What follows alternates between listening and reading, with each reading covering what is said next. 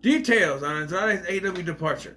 Hello, I'm Scotty. You're not. We're not talking about Andrade's AEW departure. That's just the notification that popped up, and I read it. Hello there, I'm Scotty. Guess what? You're not. And today we are talking about Mystery Men from 1999 as part of Pick 10 comic book movies. I was part of 2. I haven't been putting that out as I normally do, but yes, we're talking about Mystery Men, following a ragtag group of superheroes as they tried to save the real superhero Captain Amazing from the clutches of Casanova Frankenstein. What a name. I remember when this came out, right?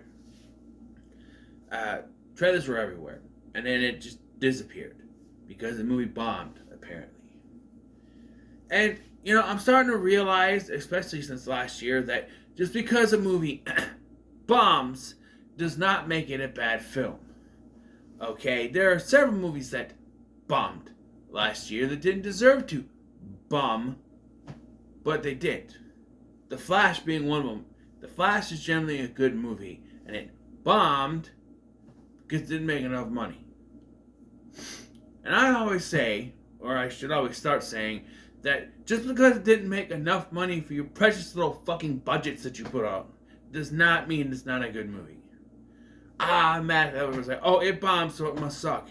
No, it's because your marketing sucks. It's because you're overdoing stuff. It's not the movie in itself.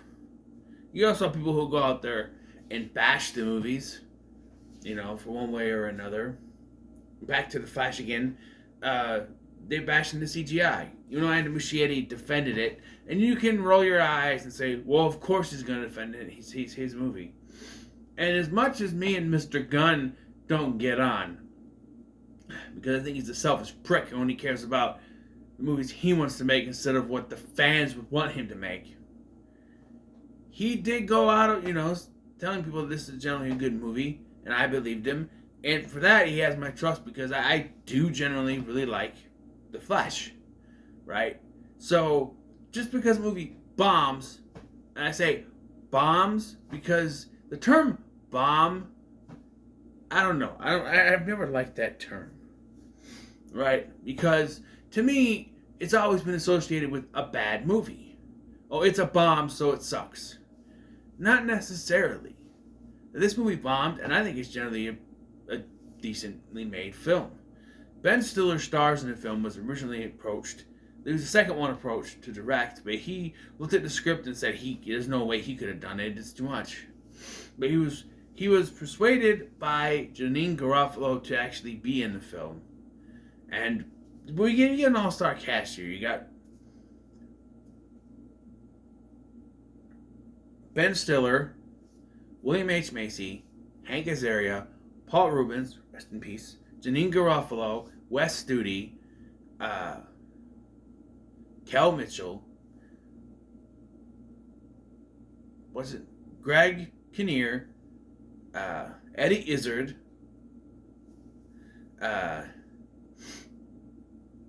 Jeffrey Rush, cameos from Doug Jones, Dane Cook, Sung Kang is in there somewhere. I swear CeeLo Green is one of the African American rap gangsters in this. Looks just like him. Yeah, a lot of, you know, actors. Claire Forlani, who I know from Mallrats. Yeah. This is star-studded cast. The story is there are 3 wannabe superheroes. Mr. Furious, played by Stiller. The Shoveler, played by Macy. And the Blue Raja, played by Hank Azaria, who is called that even though he does not in fact wear any blue, which the movie does call out. Because I'm sitting there like, wait, he's not even wearing blue. And then Mr. Furious goes on a tirade about, oh, okay, Blue Raja, can you at least wear some blue? I'm like, well, yeah, of course. That's my, that's my Ben Stiller impression. I guess. You can buy him for a nice glass of, one glass to shut the hell up. I don't know, that's Ben Stiller, I guess. I don't know. I don't have a Ben Stiller impression. Oh, I got one. Stick a cork in it, Zane. I've never seen Zoolander. Correction. I've seen part of Zoolander. It was on cable, like CW or something, when they play cable movies. Cable plays movies on the weekends and stuff. It was on there. I got to the scene with "Wake You Up Before You Go," the gas scene, where they're spraying each other. These models are spraying each other with gas, and then they blow themselves up. And I went, "This is fucking stupid," and I turned the channel. Yeah. And they made a sequel. I actually want to do like a ranking of long-awaited sequels, but then I have to watch Zoolander and Zoolander 2. I have to watch the Christmas Story 2, and so many long-awaited sequels I could do. But, you know. So, these three are wannabe crime fighters. And they are taking any kind of job they can to be crime fighters. And Captain Amazing, who is our superhero of Champion City, yes, that is the real name of the city, played by Greg Kinnear, is getting bored. He helps. I'm gonna say he helps save this old folks home, because the three guys, they're doing just fine. He shows up, and this is the stereotype on, those type of heroes, where it's like he only cares about being famous. He's got like sponsors all over him, like Pepsi and stuff, and he's bored because all the real villains, he took care of them. So he's going over the names of the villains, and he finds out that the only villain left, Casanova Frankenstein, is in a mental institution. So, as his alter ego Lance Hunt, who's a billionaire and a lawyer apparently, he gets him out of the asylum. And by the way, his psychiatrist is also his lover. Casanova Frankenstein's psychiatrist is also his lover, so they're ripping off the Joker there. But Casanova Frankenstein is an interesting name. Jeffrey Rush plays it fantastically. He's great as the villain. But, of course, like, Captain Amazing's plan is to arrest him. And he doesn't even wait till he does something big. Like, it's like right away. Because he blows up the asylum he was in. And Captain Amazing's like, "Oh, you blew it up." And I'm like, proof. Proof that it's him. Like, come on. Like, he's like, "Oh, you're not even out this much long, and you've already blown up the asylum." And I'm like, it's been like 5 minutes since he blew that thing up. How do you even know it's him? Like, it's just, and it doesn't even do anything. And I'm sitting there watching him going, why are you already trying to arrest him? You said you were bored because you didn't have any great villains. One little thing, and you're ready to arrest him again. You're just going to be back in the same, like, "Oh, I'm arrested." Let's say this plan worked and he arrested him. He's just going to be bored again. Why not wait till he has some kind of grander plan? I don't know. But instead, I always thought that Captain Amazing gets killed here. He does not. He gets kidnapped. And Ben Stiller happens to be spying on this at the time and realizes that Captain Amazing has been captured. Mysteriously, Lance Hunt is also missing. Wonder what happened to him. There's a discussion between the three about that Lance Hunt is secretly Captain Amazing, but everyone knows Lance Hunt wears glasses. Captain Amazing does not. Well, what if he takes off the glasses? Well, they wouldn't see anything. But they realize that taking on Casanova Frankenstein and all these gangs that he has for some reason, there's like a disco gang that was led by Eddie Izzard, who plays Tony P. I don't know. And so they decide they have to recruit more heroes. First is Invisible Boy, played by Kel Mitchell, which was a selling point for me back in 1999 to want to see this movie, being a Nickelodeon guy.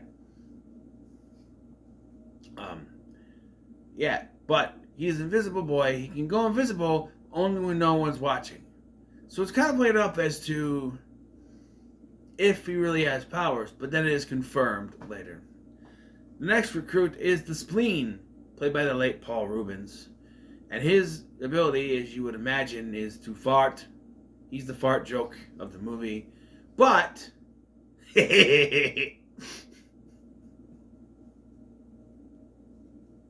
That was not on purpose. But they make it work. It's not just, you know, you got to pull his finger to make it work. Ow, my finger cracked. You got to pull his finger to make it work. But, you know, they do it throughout, but it's not overdone. It's not like every time he gets hit, he goes, pfft. You know, there's one time that I noticed where he gets knocked down on something and he goes, pfft. Otherwise, it's not a constant every time he gets punched pfft, type thing. It's just when they need him to do it, he does it. It works.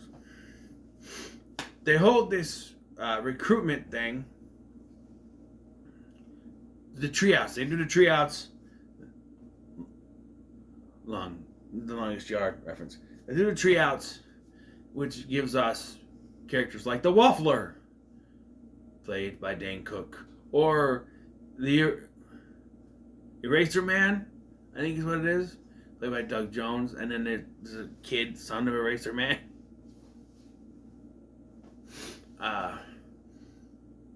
There's others. But we introduced to the bowler, who is actually the daughter of the original bowler, Carmine the bowler, who has her father's skull inside the bowling ball, and it can move by itself, which has come in handy. And so she joins the team.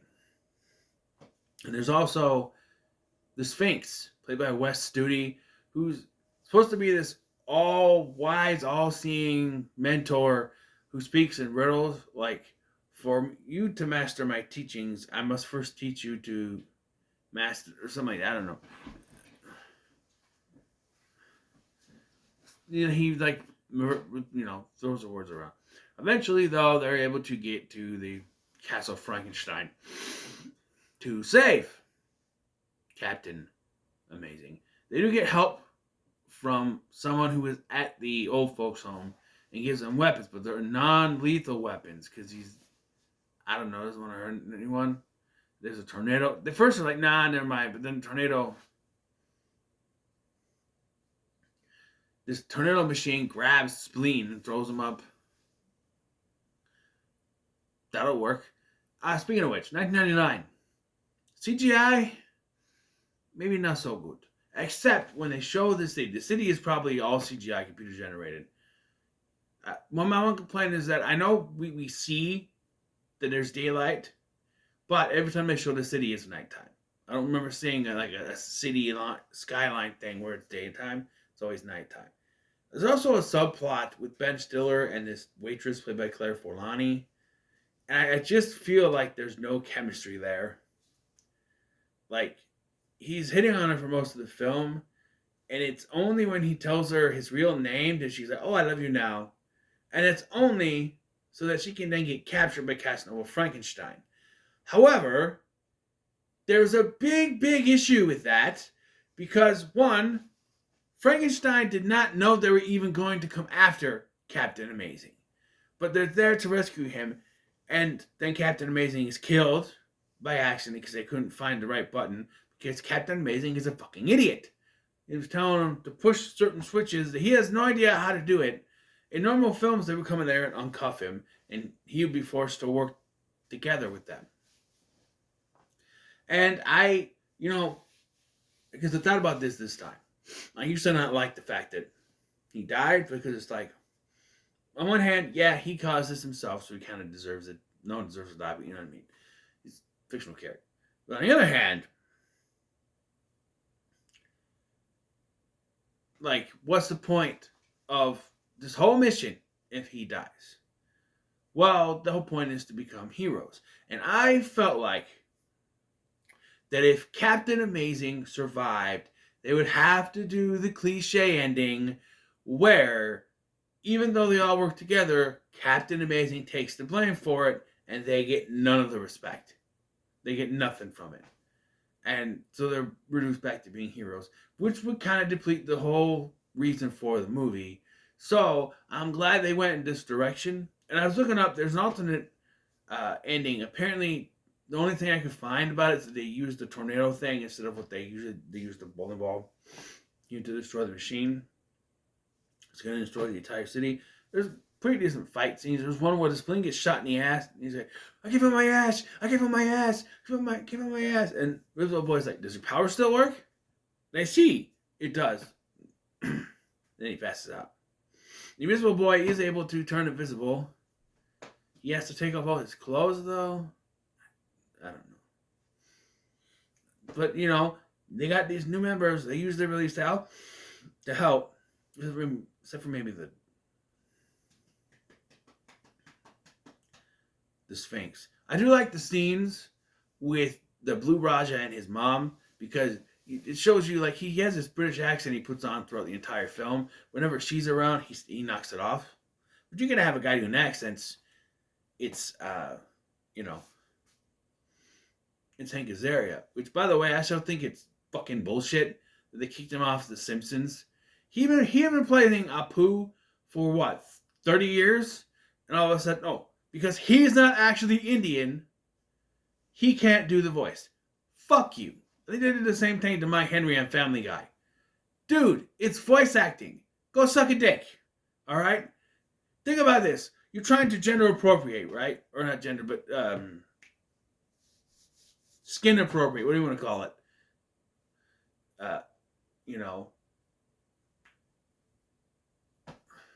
Racial appropriate. Right? You want an African American to do the voice of Cleveland. You want an actual Indian man to do the voice of Apu. But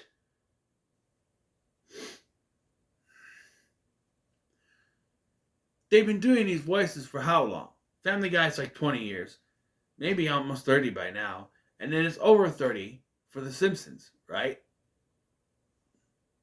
Why now are you always up your pennies in a bunch about this shit? Right? It's ridiculous. And not only that, I mean, maybe not Hank Azaria, maybe they're not actually putting him out of jobs, but think about not these two, Hank Azaria or Mike Henry, because they have other voice roles, like Herbert the Pervert or Barney.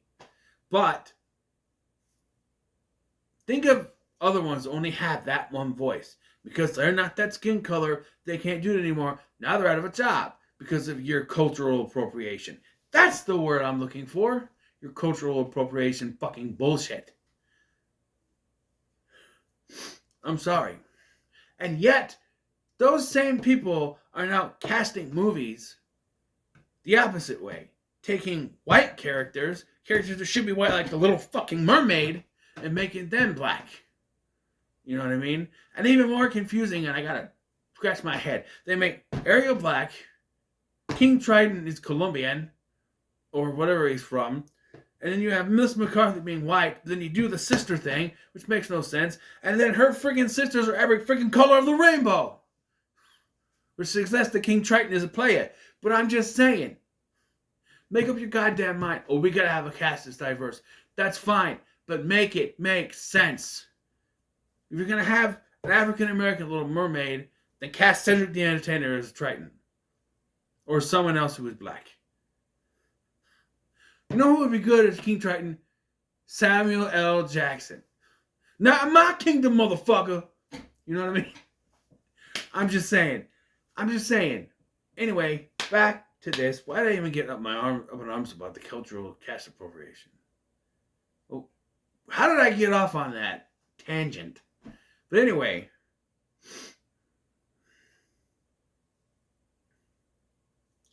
I'm trying to figure out where I was at. The bowling ball, the ending.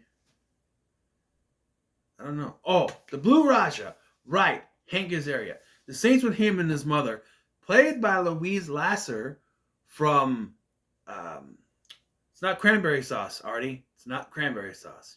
Blood Rage. Couldn't get the name first. Yeah, she was the mom in that.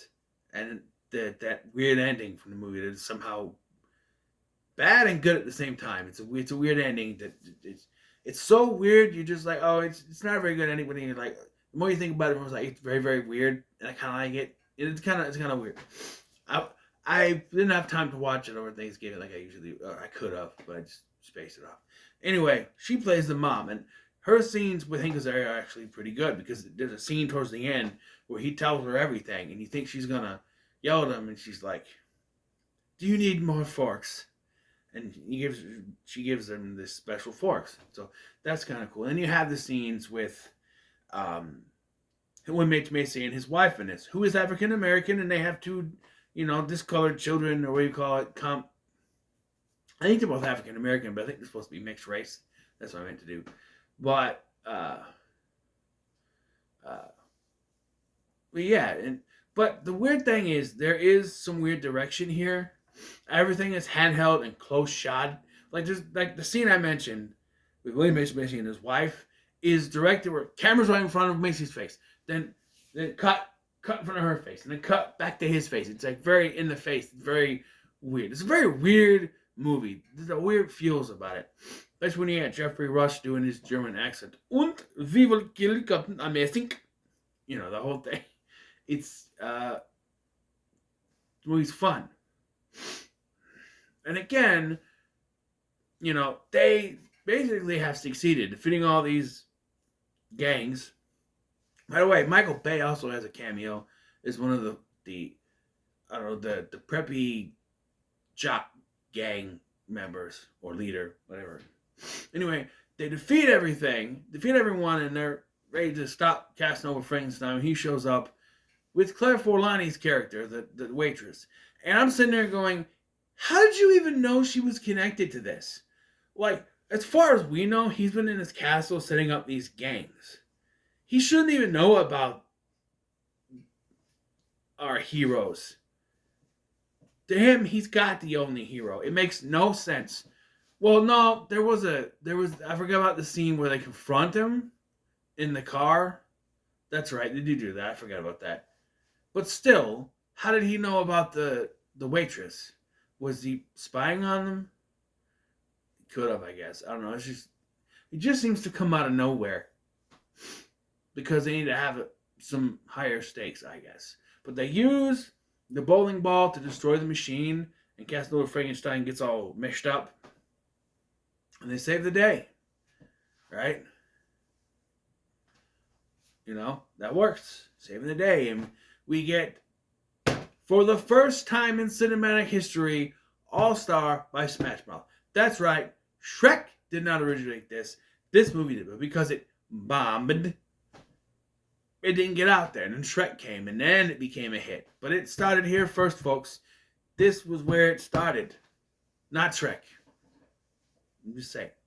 And it's sort of the theme song. But yes. And I'm going to give this movie a pretty good. Haven't decided if it's better than... The hell was the other one I gave it pretty good to? God, no, not that one. The Phantom. Was it better than The Phantom? I don't know. We'll have to see. Now, we're down to 2 left. So, we do the coin, right? So, I'm going to try to flip this while also holding this. Heads, 1. Tails, 2. Ready? Where would you go? The hell is that? Is it tails? I can't. Hold on, let me look. It's tails. I couldn't tell through the camera. Hello, microwave. Microwave is now working. I was nuking my lunch and then it stopped working. Luckily, I was pretty much done. So that's a 2. So, you want to place bets. Will it be Tank Girl or V for Vendetta? Alright. If it's Tank Girl, I'll squeeze some of this orange blast into my mouth. If it's V for Vendetta, I will lick this Old Spice. Okay? Don't be the Old Spice. Don't be the Old Spice. Tank Girl. Alright, we'll do this.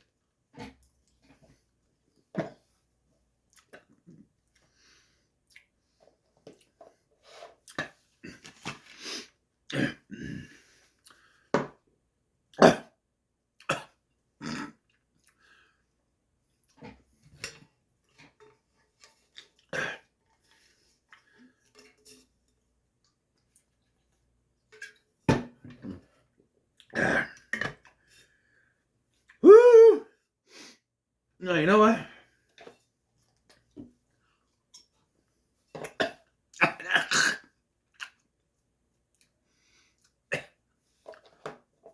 I want right in the throat.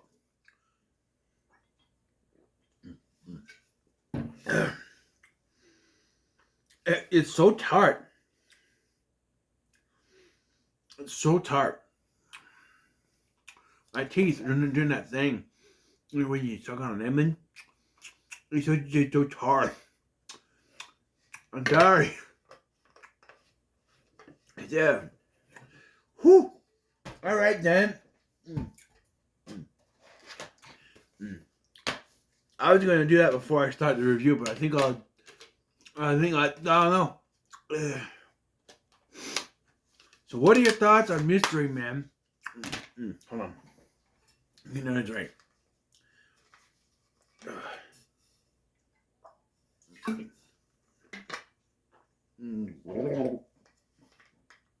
Better. Man. What are your thoughts on Mystery Man? Let me know in the comments so much. Like, share, and subscribe. Thank you for watching. I've been Scotty, and I'll see you in the next one. Und I press the button.